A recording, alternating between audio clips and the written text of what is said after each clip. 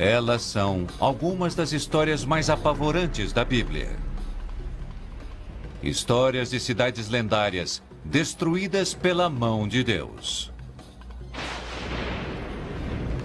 Sodoma e Gomorra, reduzidas a cinzas em uma chuva de fogo e enxofre. As muralhas de Jericó, ruindo ao som de trombetas. Mas será que essas histórias são reais ou trata-se de ficção? Arqueólogos estão começando a descobrir algumas respostas. Provas de uma catástrofe estão por toda a parte.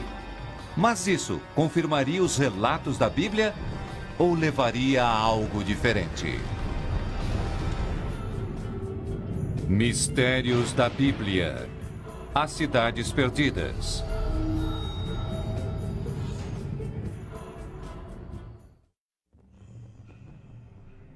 Trata-se de uma das histórias mais antigas do mundo.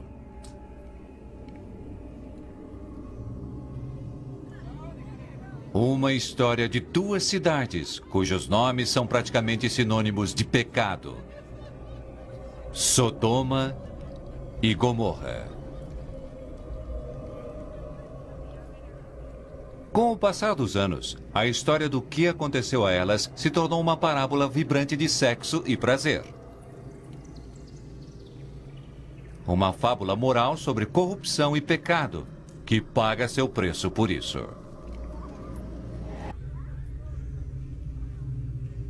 Há cerca de 4.000 anos, Sodoma e Gomorra tinham essa reputação, embora a Bíblia em momento algum diga exatamente o que elas haviam feito para merecer isso. O Gênesis diz apenas: agora os homens de Sodoma eram maus e grandes pecadores perante o Senhor. Mais adiante, ele menciona abominações, mas não especifica do que se tratava. Na verdade, temos muito poucas informações a respeito do que exatamente estava acontecendo ali. Talvez por isso que Hollywood, entre outros, seja tão fascinado por Sodoma e Gomorra. A história está aberta para quem quiser pensar. O que acontecia ali? Não sei, mas deve ter sido alguma coisa ruim.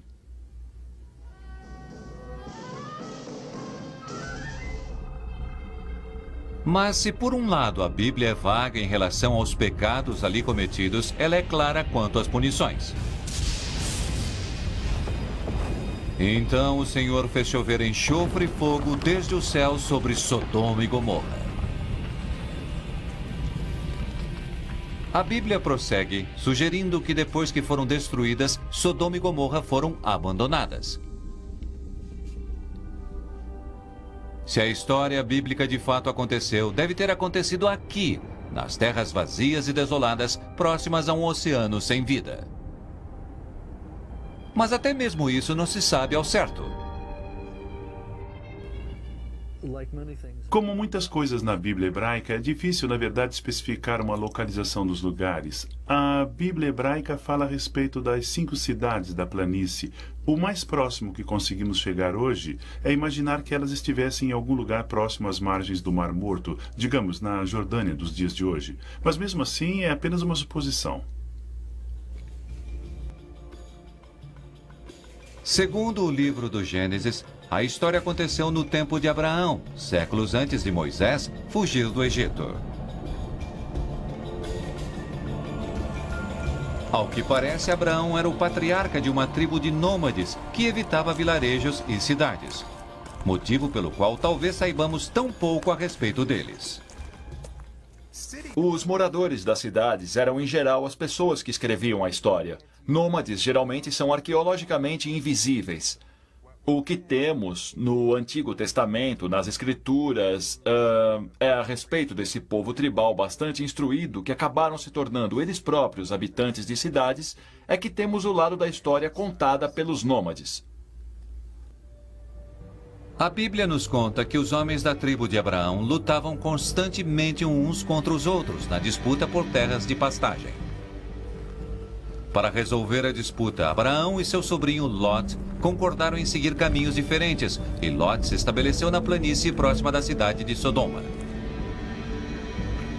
Lot ergueu os olhos e viu toda a planície do Jordão. E Lot levou sua tenda até Sodoma. Portanto, Sodoma já era uma cidade estabelecida quando Lot lá chegou. E se tratava de um típico povoamento da Era do Bronze. Cerca de 1000 pessoas moravam do lado de dentro de seus muros.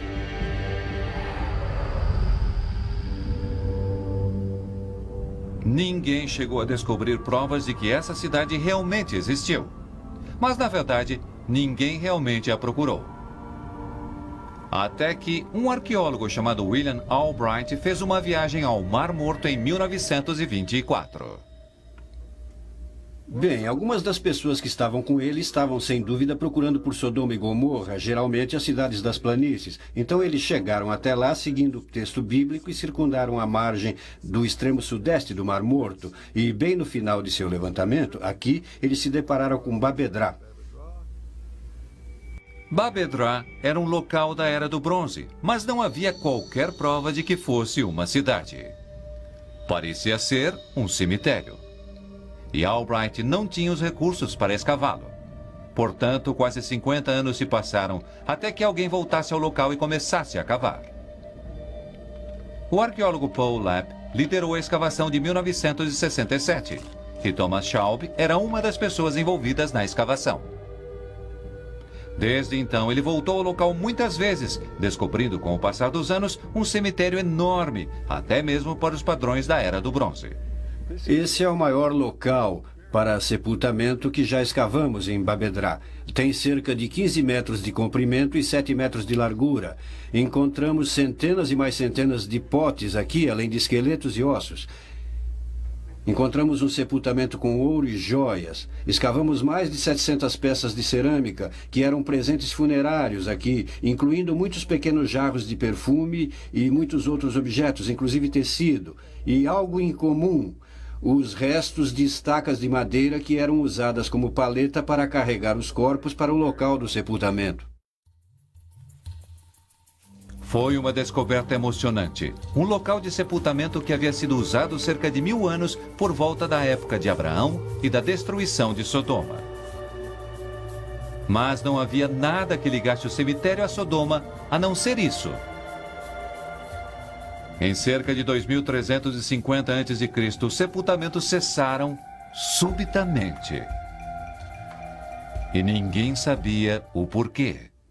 Há infindáveis razões para que um local não volte a ser ocupado. Algumas delas podemos explicar, outras não. Talvez o suprimento de água tenha acabado, talvez o ambiente tenha mudado, talvez o clima tenha mudado, talvez as pessoas tenham sido exterminadas, mortas. Nas temporadas que se seguiram, os arqueólogos ampliaram suas buscas, procurando sinais de uma cidade perdida. E não demorou para que encontrassem alguma coisa. Traços de habitações humanas nas encostas de uma colina com vista para o cemitério.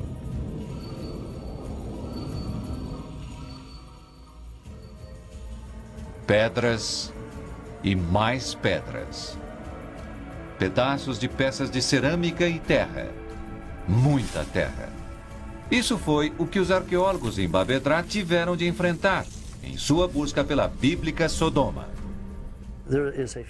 Há um fascínio em relação ao que foi outrora perdido e agora foi encontrado. Isso é o que motiva alguns arqueólogos e, em grande parte, o público em geral. Essa ideia de que alguma coisa pode ter sido construída e então completamente perdida, entretanto está ali sob o solo, esperando para ser descoberta. Infelizmente, para arqueólogos que trabalham no mundo real, cidades perdidas estão, em geral, enterradas. E foi ali que Tom Schaub e sua equipe encontraram sinais de um muro da Era do Bronze. Ele ficava em uma colina com vista para o cemitério de Babedrá, e foi o primeiro sinal de que eles poderiam ter descoberto algum tipo de cidade. E a pergunta da qual não se podia fugir era: teriam eles encontrado Sodoma ou Gomorra? Os arqueólogos começaram a cavar, e aos poucos surgiram os contornos de um povoamento. Está vendo a face do muro oeste do sítio? Aquela é a fundação do muro, e sobre ela havia uma superestrutura de tijolos de barro. O muro era muito mais alto pelo que pudemos concluir, considerando os tijolos de barro que caíram. Uma descoberta levou a outra. Essa é uma bela vista de um dos muros do santuário e do outro muro com uma entrada. Não era bem a mesma coisa de se encontrar uma cidade perdida inteira. Mas o difícil trabalho começava a valer a pena. Bem aqui, há uma área livre de uma praça, e é bem provável que tenha sido o lugar onde a maior parte dos negócios eram feitos, do lado de dentro dos portões. À medida que colhiam mais informações, os arqueólogos perceberam que haviam descoberto algo singular. As fundações de uma cidade do tempo de Abraão, ou ainda anterior a isso, exatamente no lugar em que a Bíblia sugere que estivesse Sodoma. E assim como o cemitério, a cidade havia sido abandonada subitamente, praticamente na mesma época. Mas o que exatamente estava acontecendo por trás daqueles muros de tijolos de barro? Seria a comumente monótona vida da Era do Bronze? Ou haveria algo mais? Algo de pecaminoso e corrupto? Teriam os moradores de Babedrá se envolvido em comportamento depravado que simplesmente tinha de ser punido? Resumindo, seriam Babedrá e Sodoma a mesma cidade? Não é de surpreender que as opiniões sejam diferentes. Trabalhos realizados nos anos de 1960 e 70 e nos anos posteriores revelaram vários locais da mesma época de Abraão, início da Era do Bronze, a maior parte deles sendo Babedrá. Isso fazia parecer que aquele devesse ser identificado como o local de Sodoma. Babedrá e os demais locais no litoral leste do Mar Morto são locais fabulosos, mas eles são, em sua maioria, locais do terceiro milênio, abandonados por volta do ano 2000 a.C. E creio que todos concordariam com o fato de que a população desses locais fosse de cananeus. E para os escritores da Bíblia, cananeus não era uma palavra benquista. A tribo de nômades de Abraão deve ter considerado os moradores cananeus corruptos e promíscuos, exemplo perfeito das coisas ruins que podem acontecer quando você deixa de levar uma vida simples e pura. Isso se encaixa perfeitamente com a reputação de Sodoma, um lugar com muros, cômodos, segredos. E Lot, um deles, havia sem dúvida esquecido sua vida simples e pura e se mudado para a cidade. Teria ele também sido corrompido? Temos relatos de Abraão vivendo próximo a Hebrom, na região sul de Canaã, e de ter recebido a visita de anjos com a mensagem de que iriam destruir Sodoma e Gomorra. Abraão pediu a Deus que poupasse a cidade se alguns de seus cidadãos mostrassem serem homens de bem. A questão era: quantos homens seriam necessários para evitar a ira de Deus? Abraão sabia que seu sobrinho Lot estava morando lá com a família. E então Abraão começa seu diálogo. Por 30 pessoas do bem, o senhor ainda irá destruir a cidade? E Deus responde: encontre 20 pessoas de bem na cidade de Sodoma e Gomorra. Basta encontrar 20. E Abraão diz: e que tal 10? O interessante é que você tem na Bíblia... Você tem um Deus que faz barganhas, cuja mente pode ser mudada por um grande negociador como Abraão. Para contar os homens bons de Sodoma, Deus envia 2 anjos para visitar a cidade.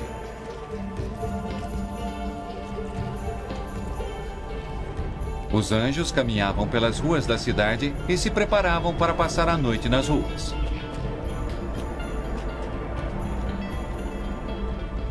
Mas quando chegaram à casa de Lot, o único homem bom de Sodoma os convidou a entrar.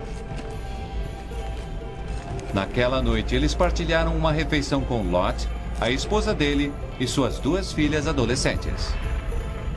Mas o restante da população de Sodoma não partilhava com Lot essa hospitalidade e tinham algo bastante diferente em mente para os anjos.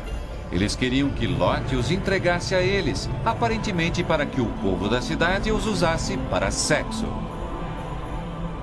Mas Lot se recusou de certa forma.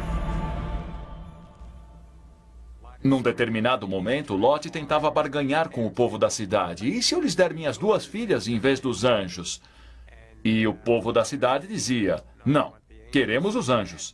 E aquilo realmente se transformou naquela história monitorial, como a última gota d'água para Deus. E ele diz como que, certo, Lot, saiam da cidade, você e sua família, esse lugar está condenado.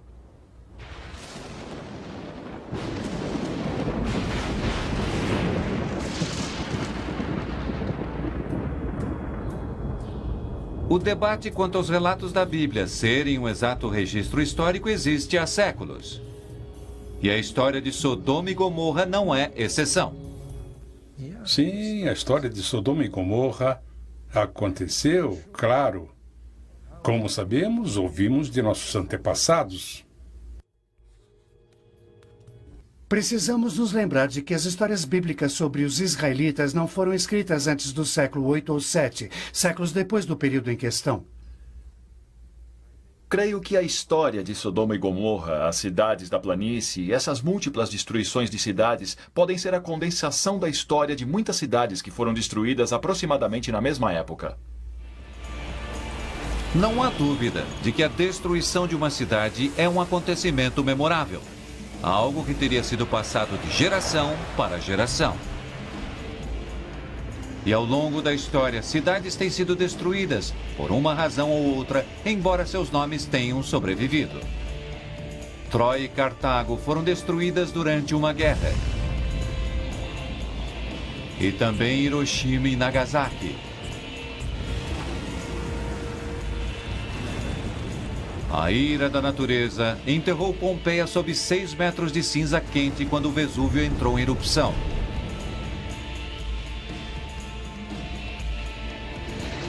São Francisco foi arrasada por um terremoto.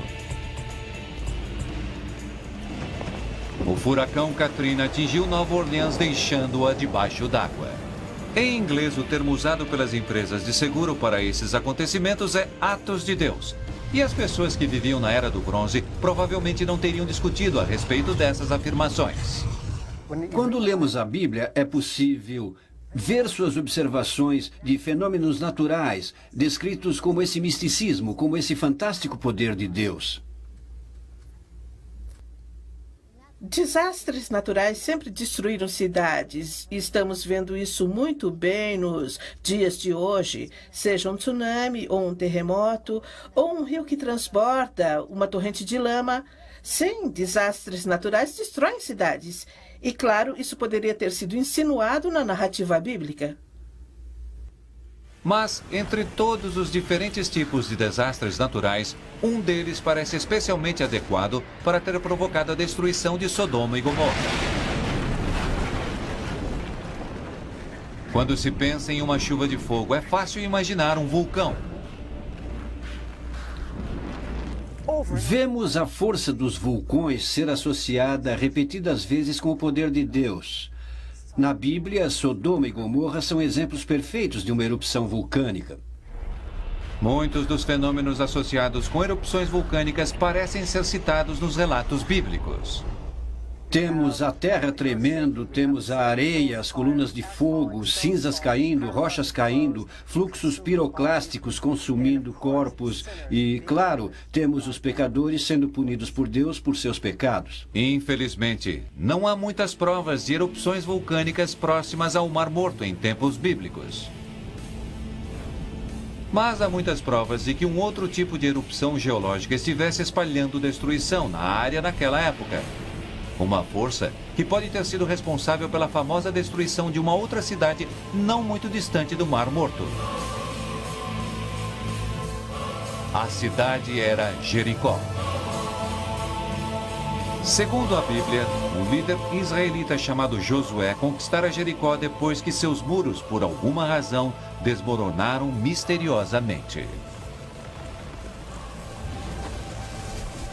E se você está procurando uma explicação natural, não é preciso ir muito longe, pois Jericó foi construída sobre uma linha de falha de terremoto.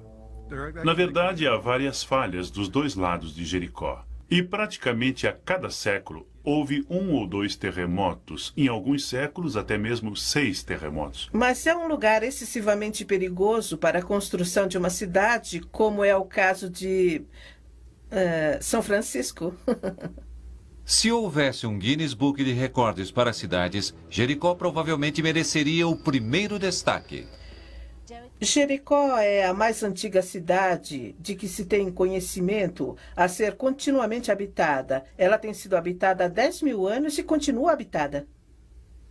Hoje, a colina que se espalha por onde estão enterradas todas as encarnações anteriores de Jericó está sob um bondinho, uma importante atração para os turistas que visitam a Terra Santa. São ruínas sobre ruínas, ruínas inexplicáveis sobre outras inexplicáveis ruínas para a população que ali vive. Por isso, sem dúvida, vamos ouvir histórias sobre o porquê dos muros terem desabado, do porquê eles terem caído.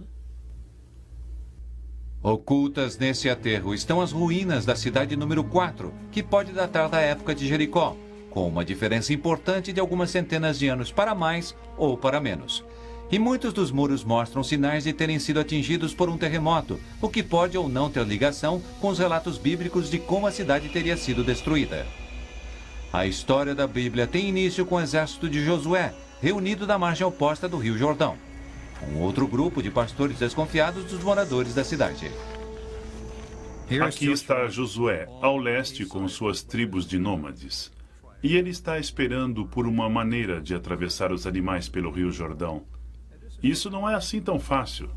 De repente, há um terremoto. O que ocorre em seguida é uma lembrança sobrenatural da história da fuga de Moisés do Egito. Uma separação inexplicável das águas que permite que Josué e seu exército atravessem um seco leito de rio. Entretanto, esse milagre pode ter uma explicação natural. Na região chamada Damia, quando há terremotos, temos enormes avalanches que ocorrem por ela e que, na verdade, bloqueiam o fluxo do rio por 1 ou 2 dias. Rio abaixo, o leito fica, na verdade, seco. Na verdade, Damia é o nome da província de onde se origina o termo dam, represa em inglês. Teria uma oportunidade militar simplesmente surgido para Josué e seus homens? É possível, pois a Bíblia fala do ataque ter ocorrido logo após a colheita da primavera, que é exatamente a ocasião errada para qualquer um que planeje um cerco. Se você vai atacar uma cidade, vai querer cercá-la e deixar o povo morrer de fome. Não se ataca uma cidade quando a colheita acaba de ser feita e a cidade está repleta de alimento e não há nada plantado nos campos para ser colhido para o seu exército. O que acontece a Jericó em seguida parece um milagre. Lemos em Josué capítulo 6 que os israelitas caminharam ao redor da cidade durante 6 dias e no 7º dia eles tocaram as trombetas e o povo gritou e a Bíblia diz que os muros vêm abaixo e os israelitas invadem a cidade. Até mesmo o som de trombetas pode ser explicado. Pouco antes de ocorrer um terremoto, quase sempre é caracterizado por um barulho como um ronco. Muitas pessoas, ao descreverem esse som de pequenos terremotos, por exemplo, comparam o barulho com o de uma lareira. Outras dizem, não, é mais como um avião a jato passando por perto ou uma tempestade ouvida à distância. Portanto, Jericó foi destruída e a Bíblia diz que um dos muros caiu completamente para que os invasores pudessem subir, entrando na cidade. Aquela descrição pode ser compatível com alguns dos achados arqueológicos, como os muros caídos de cidades. Tratava-se de muros de tijolos muito grandes e compactos. Um dos muros, na verdade, caiu na época da destruição da 4ª cidade de Jericó. E é exatamente isso que vemos arqueologicamente. Ela formou uma rampa natural que leva à cidade, permitindo ao povo caminhar até a cidade por uma inclinação bastante suave, praticamente sem resistência alguma. A Bíblia nos conta que os israelitas saquearam e queimaram a cidade, mas ela não foi roubada. Isso parece se encaixar com a descoberta de trigo e cevada enterrados nas cinzas da cidade 4.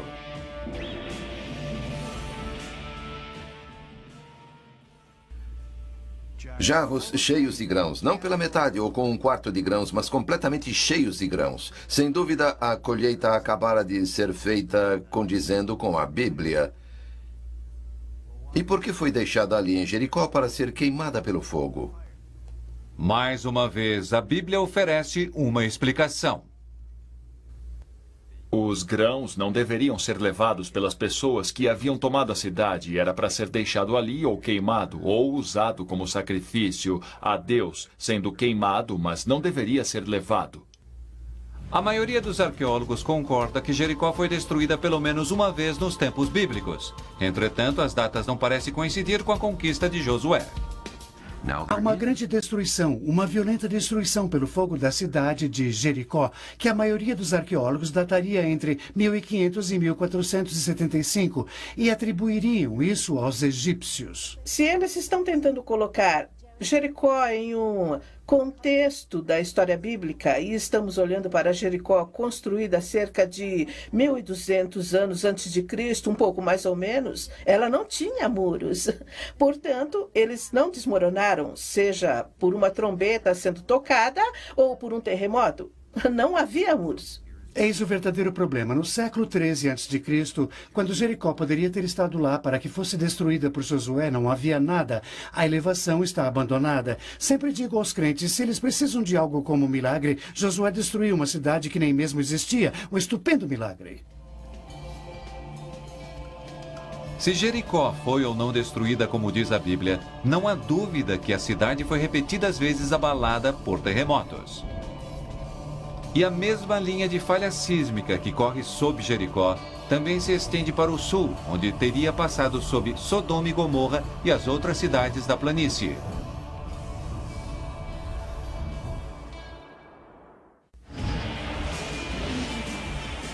Há 5.000 anos, os seres humanos não dispunham de maneiras racionais de explicar as forças, às vezes violentas, que assolavam seu mundo. Tempestades e tornados, enchentes e terremotos pareciam acontecer sem qualquer motivo aparente. Nas terras bíblicas, a terra sob os pés se movimentava constantemente, às vezes transformando a paisagem quase da noite para o dia. Todo o curso de um rio poderia ser alterado dramaticamente e você acabaria tendo de reconstruir suas estradas e casas durante períodos de tempo muito curtos. Não havia consenso quanto a como as coisas aconteciam naquele universo. Um universo realmente bastante caótico. Um exemplo daquele caos pode ser encontrado nos restos de uma antiga cidade chamada Mashkan Shapir, localizada onde hoje é o Iraque.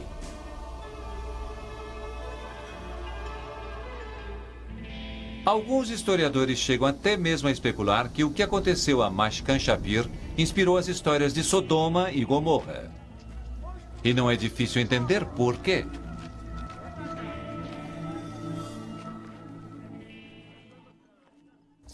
Algo de incomum aconteceu em Mashkan Shapir. Algo tão incomum que a cidade nunca mais foi reconstruída ou habitada novamente. Assim como Sodoma e Gomorra, Mashkan Shapir parece ter chegado ao fim de sua vida em uma chuva de fogo.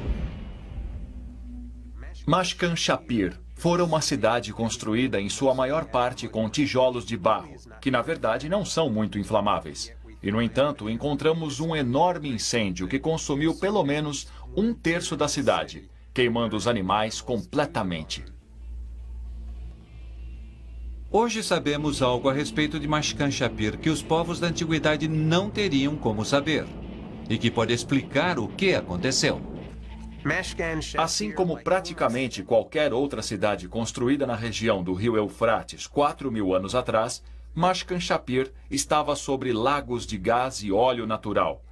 E o gás natural é um problema. Se você tiver um determinado tipo de terremoto, esse gás irá se expandir. Irá jorrar do solo como uma grande erupção vulcânica, literalmente como um jorro de gás natural. É uma combinação letal. Gás seguido de óleo sob pressão. Tudo o que é necessário é uma faísca de um fogareiro. O efeito é de uma gigantesca bomba aérea de combustível detonando sobre toda a cidade. E basta olhar para os incêndios no Kuwait para sabermos o quanto isso pode ser assustador. Quero dizer, a fumaça é preta. Ela esconde o sol, esconde as estrelas, a chuva de fuligem por toda a parte. Você simplesmente vê essas enormes chamas disparando rumo ao céu, saindo do solo no meio da cidade. Uma tremenda cachoeira de fogo iluminando a noite. Uma cidade destruída por algo que ninguém conseguia explicar, a não ser com palavras como fogo e enxofre. E a pergunta é, poderia algo semelhante ter acontecido a Sodoma e Gomorra? Sem dúvida, é possível. A área ao redor do Mar Morto não apenas tem depósitos de petróleo e gás nas profundezas do solo, mas alcatrão e sulfur também existem próximos da superfície. E o sulfur é o que os antigos chamavam de enxofre.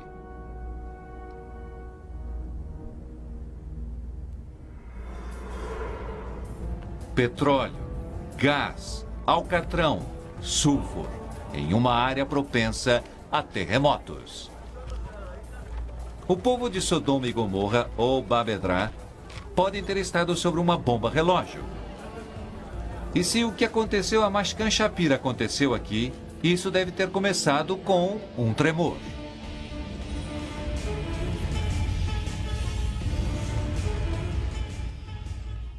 Em geral, a primeira coisa a acontecer é um movimento, mais parecido com um movimento para cima e para baixo. Então tudo começa a balançar. E isso pode durar 1 minuto, talvez.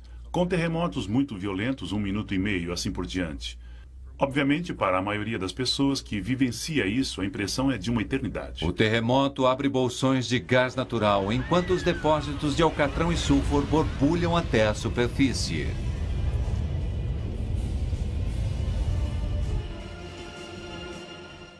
Se as pessoas naquele momento estivessem preparando alimento ou algo assim, seria preciso apenas um fogareiro e esse gás chegando até ali teria provocado efeitos impressionantes. Na verdade, haveria um espetacular desastre da Era do Bronze. Quando o gás entra em combustão, depósitos de óleo, alcatrão e sulfur se incendeiam.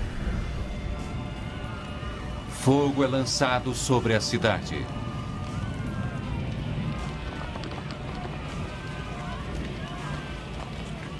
Qualquer pessoa no local teria sido completamente queimada.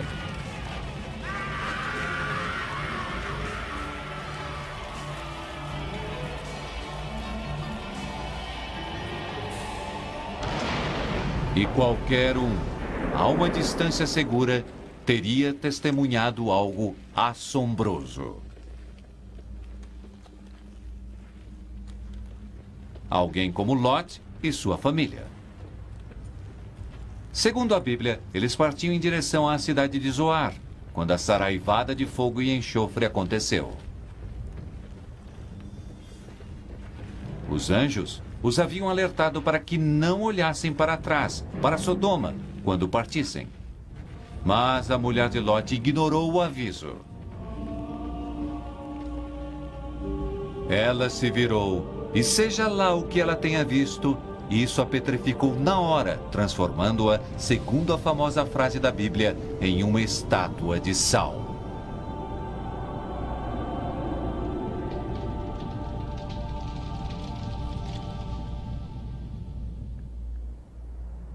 Mas em Babedrá, que alguns acreditam tenha sido o local de Sodoma, há poucas provas de tamanha destruição pelo fogo. Ao contrário, as cidades parecem ter sido vítimas de um exército invasor que tentou entrar através do portão oeste. Bem no centro da passagem, Encontramos um paredão erguido com todo tipo de coisa, exceto a pia da cozinha, bloqueando a entrada. O que nos levou à nossa primeira pista de que o fim daquele lugar poderia estar associado a algum tipo de confronto militar, uma vez que se estava bloqueando a entrada da cidade. Para passar por entre o enorme portão de madeira, os invasores construíram uma enorme fogueira junto a ele. O que descobrimos, a partir da superestrutura do muro, do desmoronamento dos tijolos de barro que ficaram vitrificados quase vermelhos, mostrando o calor, as chamas que atingiam os muros do lado de fora quando eles atacavam. Não indica que eles de fato entraram na cidade, mas sem dúvida que houve algum tipo de ataque ao lugar. Não há como saber quando o ataque aconteceu ou o que aconteceu com as pessoas que moravam aqui.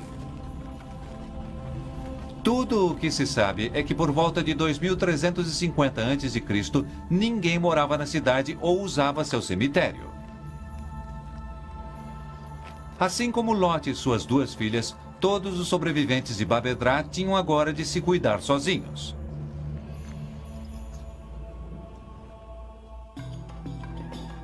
Na Bíblia, a história de Sodoma e Gomorra não tem um final feliz. Até mesmo para Lot e sua família, que conseguiram escapar. Conta-se que Lot veio para a cidade de Zoar, depois da destruição. Mas teve receio de morar ali. Assim, Lot e as duas filhas se abrigaram em uma caverna.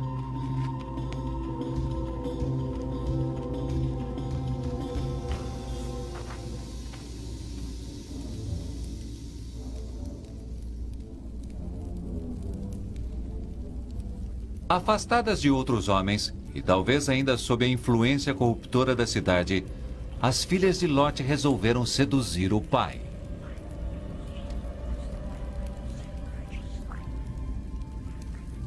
Elas embriagaram Lot com vinho e então fizeram sexo com ele.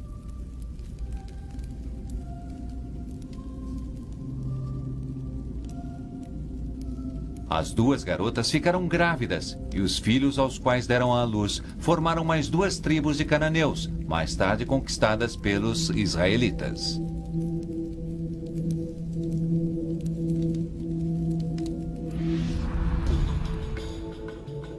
Segundo a Bíblia, Zoar está próxima da moderna cidade de Saf, cerca de 48 quilômetros ao sul de Babedrá. E foi ali que um arqueólogo grego descobriu algo em 1989 que ficara perdido durante 1000 anos. Um monastério bizantino construído em frente a uma caverna dedicado ao santo Lot. Eles achavam que aquela caverna em especial, onde haviam construído sua igreja, fosse a caverna na qual Lot e suas filhas haviam morado.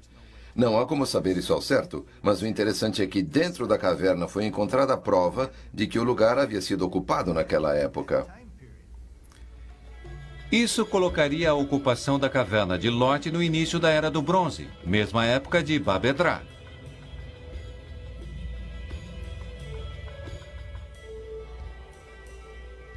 E foi logo ao sul de Babedrá que Tom Schaub e sua equipe encontraram praticamente por acaso uma segunda cidade perdida. Tudo começou quando eles perceberam uma antiga formação de rochas no alto de uma colina. Descobriu-se depois que se tratava do muro de uma cidade. Esse é o mesmo muro que Walter Rest e eu divisamos da estrada enquanto subíamos de carro durante nossa pesquisa de 1973 e quase subimos correndo as íngremes colinas de Numeira. Chegamos até aqui e andamos ao longo da linha do Muro Sul e começamos a ver possíveis linhas de estruturas de muro dentro dos limites do local da cidade. Uma investigação de cacos de cerâmica os convenceu de que haviam encontrado uma outra cidade do início da Era do Bronze, a poucos quilômetros de Babedrá. Eles chamaram o novo local de Numeira. Assim como Babedrá, ela era murada, mas muito menor, com poucas centenas de moradores no máximo. Começamos a perceber que esse local era contemporâneo de Babedrá e, no final, durante nossas escavações, começamos a perceber que era praticamente como uma cidade irmã. Eu creio que tenha sido uma cidade relativamente próspera, mas uma espécie de subúrbio da cidade maior e mais a norte de Badedra. Mas ao contrário de Babedra, Numeira havia sido abandonada pouco tempo depois de ter sido erguida. Numeira foi ocupada por um período relativamente curto, talvez não mais que um século, e então, felizmente para os arqueólogos, nunca mais foi povoada, portanto ninguém na verdade viveu sobre ela, cavou seus restos ou reutilizou suas pedras. 2 povoamentos, um grande, um pequeno, poucas horas de caminhada um do outro. Seria possível que eles tivessem encontrado Gomorra, a cidade irmã de Sodoma?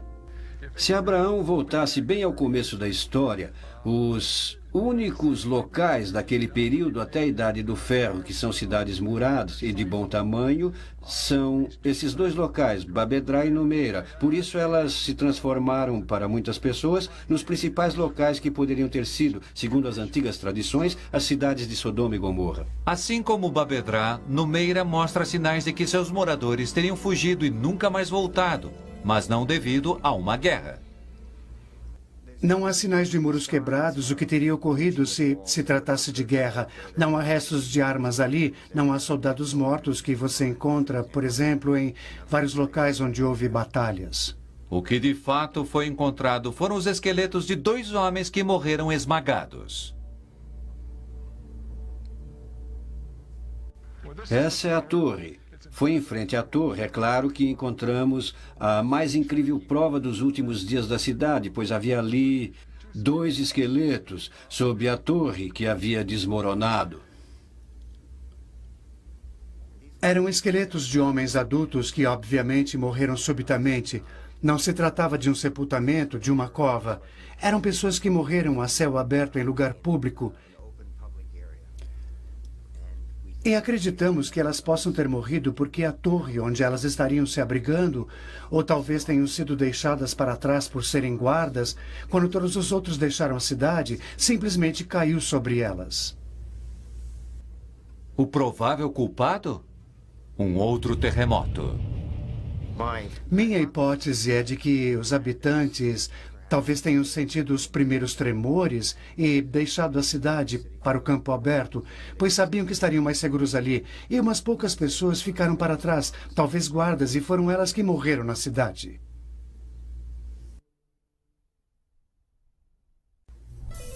As ruínas de Numeira revelam também algo mais, que traz uma repercussão bíblica. Ao contrário de sua cidade irmã, Numeira foi consumida pelo fogo.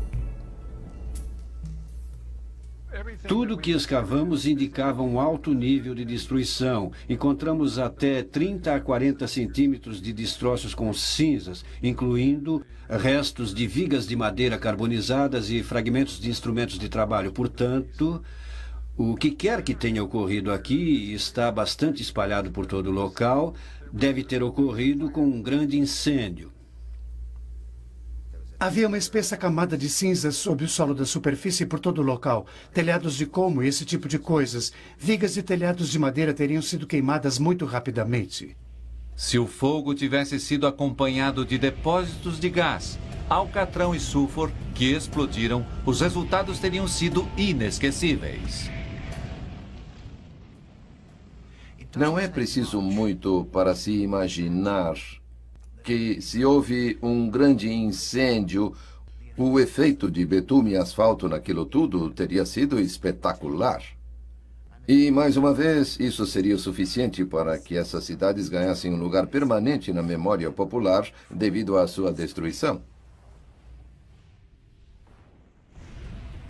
Depois disso, os restos das 2 cidades teriam permanecido descolorindo sob o sol, enquanto milhares de viajantes passavam por eles ouvindo histórias de como as cidades haviam desaparecido.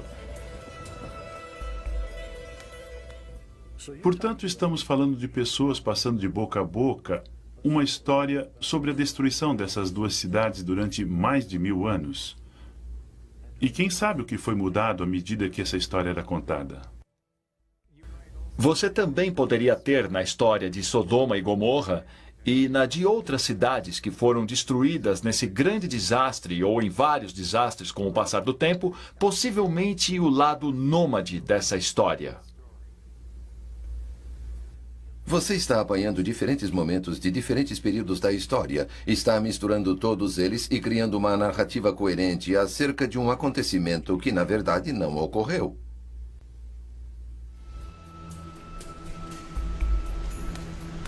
Não há dúvida de que alguma coisa aconteceu aqui há pouco mais de 4.000 anos. Mas o que foi? Uma invasão? Terremoto? Incêndio? Ou uma combinação dos três? Provavelmente nunca vamos saber. Mas deve-se considerar o seguinte: o nome bíblico Sodom vem do hebraico Sodom, que significa queimado. Gomorra vem do hebraico Amora, que significa enterrada ou submersa. E nos séculos que se seguiram à sua destruição, seria difícil encontrar palavras melhores para descrever Numeira e Babedrá. Por isso, talvez a Bíblia nos conte mesmo alguma coisa. Creio que é muito importante não fazer os escritores ou editores da Bíblia hebraica parecerem charlatães ou tolos. Eles estavam contando a verdade como a entendiam. E a verdade, como eles a entendiam, envolvia sexo e destruição, pecado e a ira de Deus. Ligue os pontos. Acrescente uma moral. E você tem uma história que irá durar milhares de anos ou até mais.